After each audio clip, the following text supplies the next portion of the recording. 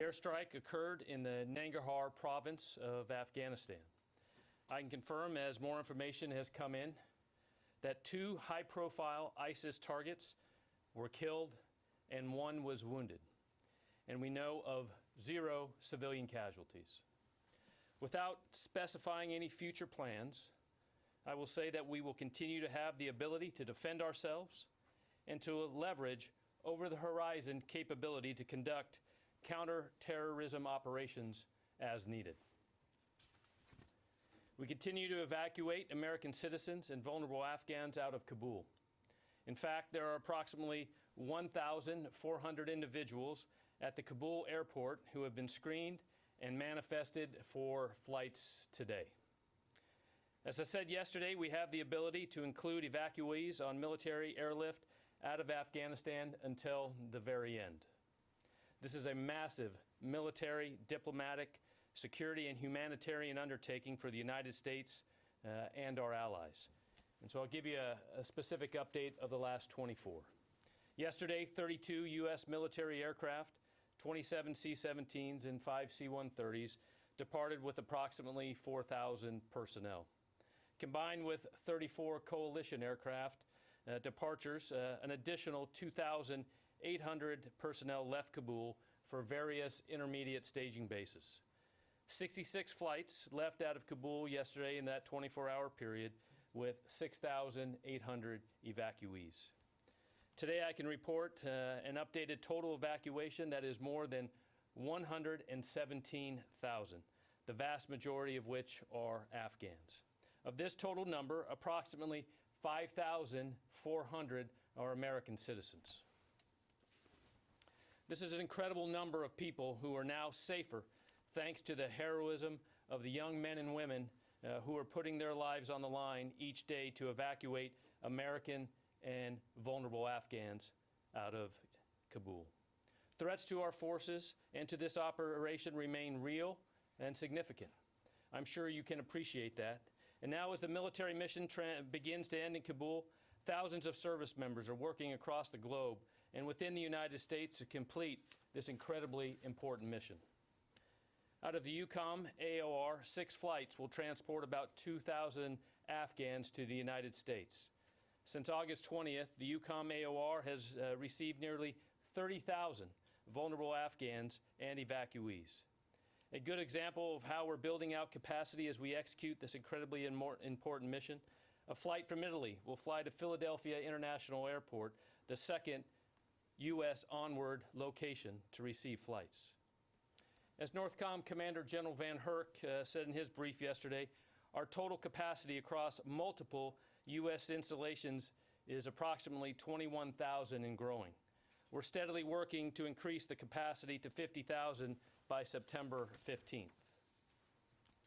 Right now, we are hosting approximately 8,000 Afghan applicants at Fort McCoy, Fort Bliss, Fort Lee, and Joint Base McGuire-Dix Lakehurst. A dedicated team of military, civilian, and contract personnel are working closely with numerous agencies, both government and non-government, to ensure further requirements and additional capabilities are available. We will keep you updated on this effort. SOUTHCOM continues to conduct humanitarian relief operations in Haiti, and NORTHCOM, while simultaneously executing evacuation flights, is postured to support FEMA as a lead federal agency in preparing for Tropical Storm Ida. Lastly, I want to share that the Department of Defense will shortly announce the names of the 13 service members who were killed in service to their country. We grieve with the Gold Star families, friends, and loved ones of our fallen. They will be remembered and revered among Americans who have served in Afghanistan in Operations Freedom Sentinel and Enduring Freedom.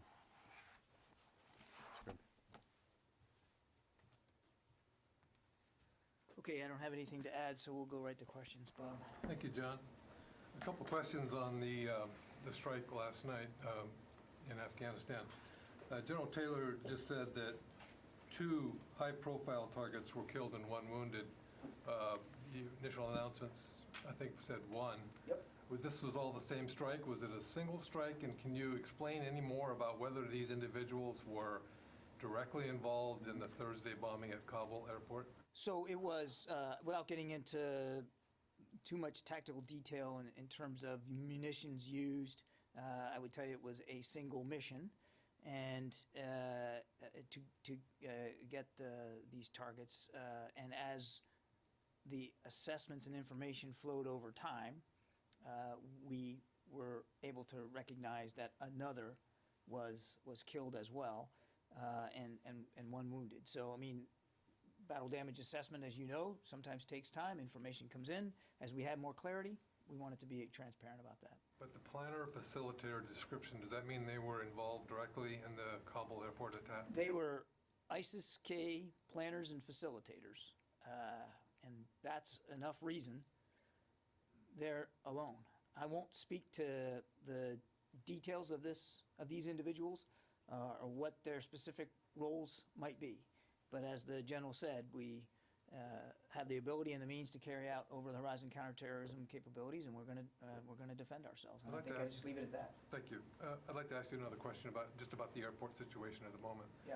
Is it true that only U.S. passport holders are being allowed onto the airport now through the gates? Any U.S. passport holder that wants to get in can get in, and we are still, if I'm wrong here, I don't think I'm wrong, but we are still processing and getting on planes SIV applicants as well as vulnerable Afghans. So they're being allowed onto the airport? As far as I know, yeah. Okay, thank you. I don't think that's changed. Idris? Hey, John, so can you give us the names of the two individuals killed in this strike? No, we're not going to release the names. Because, We're just not going to release the names. and if I can just go back to Thursday's suicide bombing, there appear to be images and reports from the ground that some of the Afghan civilians killed may have been shot by the Marines at the gate. At this point in time, since we're 48 hours, do you have any evidence that the Marines or any of the U.S. troops may have shot injured or wounded? We don't. We can't confirm that, and we certainly are not in a position to deny it either. We are investigating this, and as we get more information that we can reliably communicate to you about this incident, we will. Yeah, Tara. The State Department issued another dire warning saying don't approach the gates. Did this airstrike have anything to do with that potential for future attack? Can you talk about what capabilities ISIS might have lost in this drone strike? Well, a couple of things. I'll let the State Department speak for the advisory they sent out. That is not uncommon for them to do that, particularly in a country like Afghanistan, and they're constantly watching the threat environment, as are we, and they're doing a prudent, responsible thing to inform Americans there in Kabul about what's best for their own safety. But again, I think I'll let the State Department speak to the rationale there. Obviously, again, they're doing what they believe they need to do to keep people safe. I am not going to talk about specific capabilities ISIS may have lost in this strike. They lost a planner, and they lost a facilitator, and they've got one wounded.